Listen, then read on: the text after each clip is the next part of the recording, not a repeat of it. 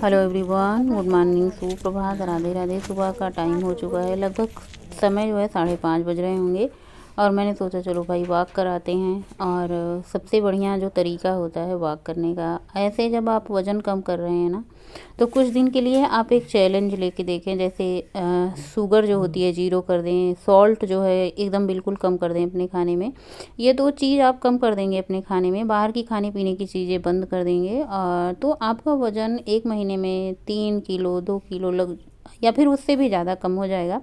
लेकिन उससे पहले आपको करना क्या होगा, जैसे हम खाना खाते हैं उसके पहले बाउल भर के सलाद खाना होगा ढेर सारा, और कम से कम आपको 3 साढ़े 3 लीटर पानी पीना ही होगा, चाहे वो कोई भी मौसम हो। ठंडी में हम आलस कर लेते हैं, हर बार ठंड में मेरे होंठ इतने फटते थे, लेकिन इस बार मेरे ठंड में होंठ कभी फटे नहीं। क्यों? रीज़न इसका होता है, पानी मैं प्रॉपर तरीके से लेती रहती हूँ, घंटे घंटे पर अलार्म लगा के, आप घड़ी लगा के। लेकिन वैसे भी जब एक बार आपकी आदत बन जाती है तो फिर आपको अलार्म लगाने की ज़रूरत नहीं होती है, आपको याद रहता है। आपकी बॉडी खुद आपको बताती है कि किस चीज़ को उसको कब ज़रूरत होती है। जैसे हमारी बॉडी बताती है हमें भूख लगी है, हमें वैसे हमें प्यास की भी मतलब होती है, आदत होती है, बन जाती है। लेकिन सबसे पहले आपको बनाना होगा। हम मनुष्य जो होते हैं, जो होते हैं ना, बहुत ही ज़्यादा आलसी प्रवृत्ति के होते हैं। हमें आलस बहुत आता है, काम टालने की आदत बहुत होती है। चलो आज नहीं कल कर लेंगे, कल नहीं परसों कर लेंगे, लेकिन आज कल में नहीं, आज अभी तुरंत शुरू कर दें, बल्कि अगले मील से ही शुरू कर दें। खाने की क्वांटिटी आप सबसे पहले कम कर दें, और उसकी बजाय आप खूब सारा सलाद, खूब सारा अंकुरित और ढेर सारा दही, छाछ, फ्रूट शामिल करें। जैसे हम क्या होता है ना, हम ये सारी चीज़ें नहीं खाते हैं जो कि हमारे शरीर को प्रोटीन फाइबर की ज़रूरत होती है। जैसे फ्रूट वगैरह, अंकुरित अनाज वगैरह, ये सारी चीज़ें नहीं खाते हम। वही रोटी चावल और जो है खूब सारा खाते हैं। जैसे 5-6 रोटी खा लिए, चावल भी खा लिए, तो ये सारी चीज़ें खाते हैं। सुबह का टाइम है, आज मैंने वॉक भी की है, एक्सरसाइज भी की है। सर्वे भवन्तु सुखिनः,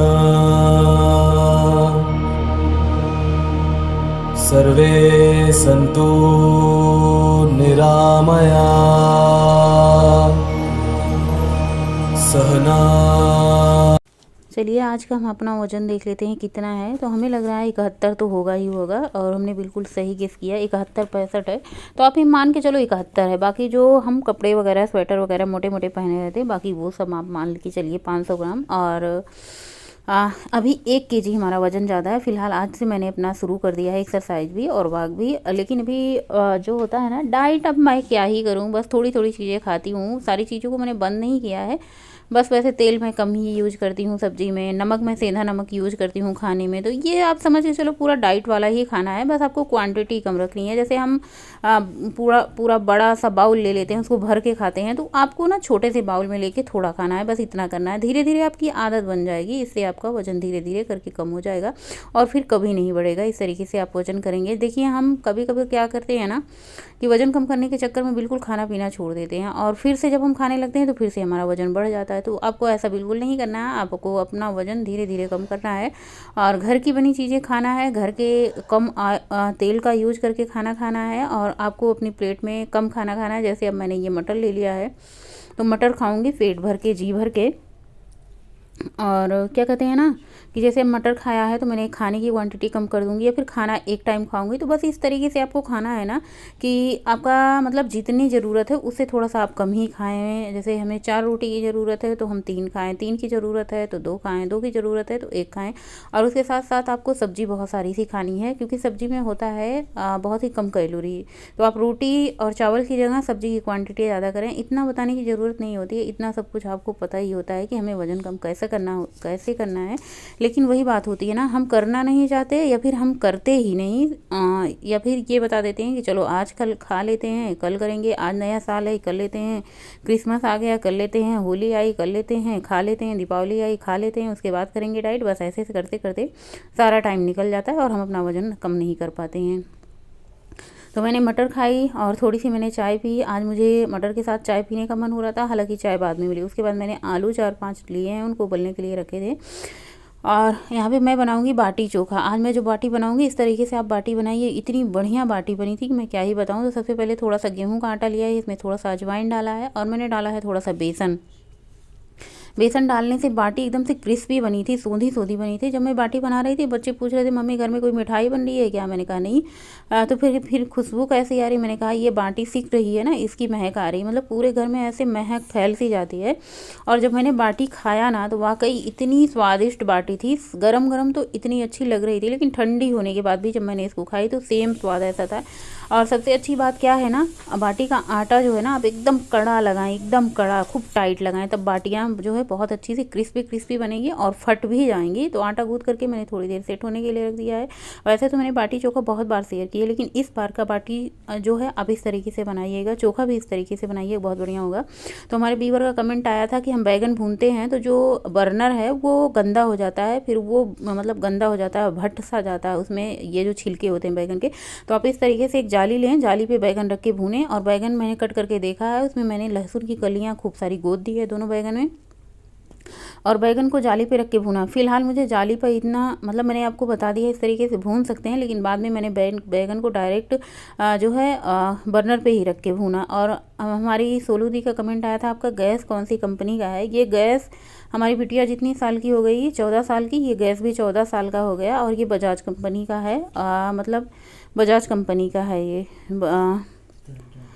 और उसके बाद आप लोगों का कमेंट जो आता है मैं कोशिश करती हूँ उस पर रिप्लाई करने की। पूछते हैं तो फिर बताना पड़ता है, तो मैंने सोचा चलो इस वीडियो में ये भी बता देते हैं। बहुत पुराना है बजाज कंपनी, और क्या कहते हैं 14 साल का हो चुका है। उसके बाद यहाँ पे प्याज, अदरक, लहसुन, हरी मिर्ची इन सबको चॉपर में चॉप कर लिया है। यहाँ पे मैंने सत्तू लिया चने वाला, उसमें मैं डाल रही हूँ 2 चम्मच भर भर के अचार का मसाला। मैंने अजवाइन थोड़ा सा डाला है, ये मैं सत्तू बना रही हूँ। और उसके बाद जो मैंने प्याज हरी मिर्ची चॉपर से चॉप किया था उसको मैंने ऐड कर दिया है। उसके बाद धनिया की पत्ती ऐड कर दी है। अदरक मैंने अलग से रखी थी, क्योंकि अदरक क्या है ना, मैं सोच रही थी चोखे में अदरक नहीं डालूंगी, इसलिए मैंने चॉपर से नहीं चॉप किया। अलग से अगर मेरा मन होगा तो डाल दूंगी, नहीं तो नहीं डालूंगी। और स्वादानुसार मैंने इसमें नमक डाला है, आधा नींबू डाला है खटास के लिए। मैंने पूरा नींबू इसलिए नहीं डाला क्योंकि इसमें आम का अचार डाला था तो वो भी खट्टा होगा। और उसके बाद इसको अच्छे से कर लेंगे मिक्स। अगर आपको सत्तू बहुत ज़्यादा ड्राई लग रहा है तो इसमें थोड़ा सा पानी का छींटा मार के इसको मिक्स करके रख दें। और उसके बाद यहाँ पे आलू उबल चुका था, बैगन भून लिया था, टमाटर भी भून लिया था। बस इनको छिलका निकाल करके अच्छे से इनको मैश कर लेंगे। पहले आलू को तो मैंने ऐसे छील के ही मतलब उबाला था, बैगन और टमाटर के छिलके छील करके इसको मैश कर लिए हैं। बढ़िया खूब गीला गीला चोखा बना है। आप जब भी चोखा बनाएं आलू कम रखें, बैगन ज़्यादा रखें, टमाटर ज़्यादा रखें तो चोखा बहुत बढ़िया बनेगा। चोखे में भी मैंने थोड़ा सा अचार का मसाला डाला है, स्वाद अनुसार नमक डाला है, और धनिया की पत्ती खूब सारा डालेंगे। चोखे में धनिया की पत्ती अच्छी लगती है, चाहे चोखा भून के बनाएं या फिर कच्चा चोखा बनाएं, दोनों तरीके से धनिया की पत्ती खूब सारा डालें। और जो चोखा होता है ना, ठंड के मौसम का चोखा अलग ही होता है। इसमें हरा लहसुन, हरी मिर्ची, हरी धनिया की पत्ती, मतलब अलग ही होता है। गर्मी में इतना बढ़िया चोखा लगता नहीं। नई आलू होती है, बैगन भी काफ़ी अच्छे मिलते हैं, टमाटर काफ़ी अच्छे रसीले मिलते हैं। और यहाँ पर मैंने सब कुछ डाल के अच्छे से मिक्स कर लिया है। स्वाद के मतलब मैं टेस्ट कर रही थी नमक इसमें कैसा है। और उसके बाद इसको बाउल में खाली कर देंगे। खूब सारे बर्तन इकट्ठा हुए हैं तो सबसे पहले मैं सारे बर्तनों को धो लूँगी। उसके बाद फिर मैं लिट्टियाँ बनाऊँगी, गर्मा गर्म खाऊँगी। आज खाना खाने के लिए मैं और बच्चे हूँ। 2 दिन से घर में पद्देव जी मतलब बाहर ही खाना पीना है उनका, तो बच्चों की पसंद का मेरे पसंद की ही खाना बन रहा है। सो चलिए चोखा बन चुका है अब हमारा।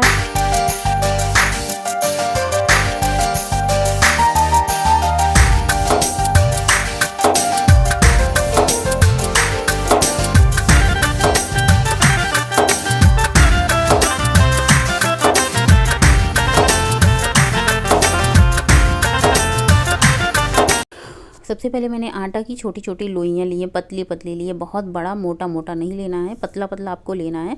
और इसमें सत्तू को अच्छे से अंगूठे से दबा दबा के भर देना है। जितना आप सत्तू डालना चाहें, कम ज़्यादा जैसे आपको पसंद हो। किसी किसी को सत्तू बहुत ज़्यादा पसंद होता है और किसी किसी को थोड़ा थोड़ा कम डालना पसंद होता है। किसी को बटियाँ फ्राई करके अच्छी लगती हैं, किसी को आग पे भून के अच्छी लगती हैं, और हम जैसे लोगों के लिए अप्पे पैन में अच्छी लगती हैं। अब क्या होता है ना, बिल्कुल स्वाद वैसा ही रहेगा जैसे आग पे भुनी हुई होती है। काफ़ी दिन से मैं अप्पे में बाटियां बना रही हूँ और मतलब खाने में इतना बढ़िया होता है, मैं क्या बताऊँ। आप लोग खाए भी होंगे, बनाए भी होंगे, तो अपना रिव्यू आप लोग दीजिएगा। फिलहाल तो मुझे बहुत अच्छा लगता है। जानते हो क्या होता है इसमें, हींग लगी ना फिटकिरी रंग चोखा, मतलब कि ना बालू झाड़ना, ना मिट्टी लगना, ना आग जलाना, ना चूल्हा जलाना, ना कंडे जलाना। बढ़िया गर्मा गर्म लिट्टी, एकदम आग पे सिकी हुई खाना। तो बस लिट्टियों को धीमी धीमी आंच पे सोंधी सोंधी खुशबू ऐसे महक आ रही थी ना, जो मैंने बेसन डाला था इसमें इतना महक रहा था। अगर मुझे पता होता पहले से कि बेसन डालने से इतनी इतनी अच्छी मतलब लिट्टियाँ बनेगी। तो मैं पहले भी ट्राई करती, लेकिन ये पहली बार बनाया था, पहली बार ट्राई किया था, तो आप लोगों के साथ शेयर किया है। अब से अगर आप बाटियाँ बनाएं तो इसमें थोड़ा सा बेसन ज़रूर मिक्स कर लें। और बाटी उलट पुलट के मैंने खूब अच्छे तरीके से सेक लिए, क्रिस्पी क्रिस्पी। हाँ, ये बाटी आप गर्मा गर्म खाएं या फिर ठंडे होने के बाद खाएं, दोनों में स्वाद आपको बिल्कुल आएगा। लेकिन जो आटे की बाटियाँ बनाती थी उनको ठंडे होने के बाद खाने में बिल्कुल अच्छा नहीं लगता। अब घी चाहे आप थोड़ा थोड़ा ऊपर लगाएं या फिर पूरी घी में नहलाएं, वो आपके ऊपर है कि जैसा आप खाना चाहें। तो बस मैंने घी को थोड़ा सा ऊपर ऊपर से लगा दिया है। बाटियों को क्रैक करके आप उसमें थोड़ा सा घी डाल के खाएं तो वो भी अच्छा लगता है। फिलहाल आपको अगर ज़्यादा घी वाली खाना पसंद है तो आप ज़्यादा घी लगा के खाएं, और मेरी तरफ से थोड़ा सा उसको मतलब ऐसे दिखाने के लिए घी लगाना है तो आप दिखा के खा सकते हैं। 100 प्लेट लग चुकी है, बिल्कुल एकदम मार्केट जैसी, ऐसे ही मार्केट में मिलती है। मैं ये कहूँ कि मार्केट में तो ऐसे मिलती ही नहीं है, मैं मार्केट से ज़्यादा अच्छी घर में मिलती है। तो आप में घर बनाएं, घर में बनाएं, घर में खाएं, बढ़िया हेल्दी हेल्दी चीज़ें खाएं और सब कुछ खाएं। बस इसमें अनहेल्दी क्या है, आलू। आलू जो होता है हमारा 100 कैलोरी का होता है, 100 नहीं 1000 कैलोरी का होता है। जितना कैलोरी हमारे तेल में होती है उतना ही कैलोरी आलू में होती है। आलू में बहुत ज़्यादा मतलब फैट होता है, इसलिए आलू वज़न बढ़ाता है। तो आलू आप कंट्रोल करके खाएं। लेकिन अब ठंडी में जो होता है आलू कंट्रोल नहीं होता है। जब बाटी चोखा बन जाए तो फिर मत पूछो। और आलू मटर चोखा और बहुत सारी चीज़ें ऐसी होती हैं जिसमें आलू अच्छी लगती हैं।